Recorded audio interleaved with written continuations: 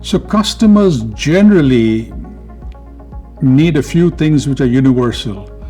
They need a good product that meets their needs.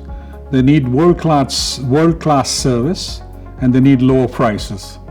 So this is actually a challenge for most management teams. How do you optimize these three variables? So if you think about what customers want really today, I think one is speed, the other one is relevance, and then the third one's really, what's customized and personalized for us. I think some of the changes that I'm seeing is the obvious ones. So, people are wanting greater personalization, customization, so it needs to feel right for me. And so that's changing business models, because while scale is important, we're having to really rethink the business model so that it does feel more personal. The other thing that's happening is consumer needs are changing across the world. You'll find that consumer consumption of household goods, of consumer non-durables has changed in the last two decades.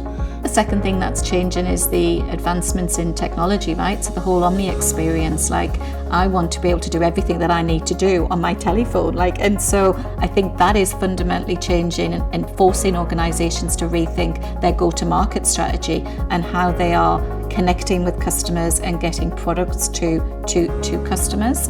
I think staying ahead is a big challenge. Sometimes just keeping pace with your customers is already quite a feat.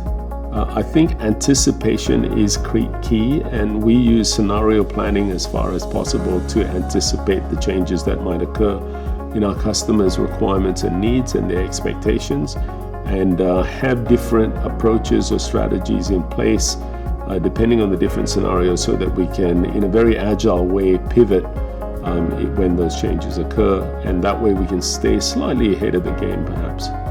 And I think the way is really to constantly hear and listen more to understand what are these evolving needs, and then be able to bring those back in and talk about, what do we need to change in our ways of working to stay relevant for our customers. So staying ahead of these sort of consumer changing needs by innovation in business models and products, in technology, in the way things are manufactured is very important.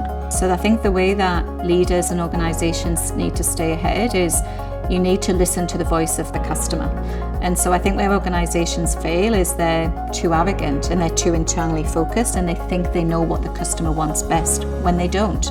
And so I think the first thing you need to do is be incredibly customer-centric, incredibly customer-focused, and listen to the voice of the customer. So something we're starting to do really well is talk about future back thinking, and what would we need in the future, and if we look today, what needs to be true today to make that future happen.